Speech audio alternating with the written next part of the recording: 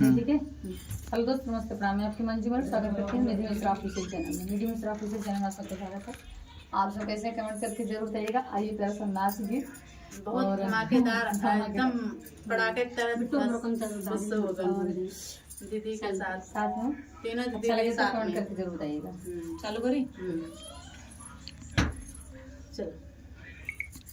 हमारी गुलाबी चुनरिया हमें लागई नजरिया, हमारी गुलाबी चुनरिया हमें लागई नजरिया, लागे नजरिया हो लागे नजरिया, लागे नजरिया हो लागे नजरिया, हमारी गुलाबी चुनरिया हमें लागई नजरिया, हमारी गुलाबी चुनरिया हमें लागे नजरिया।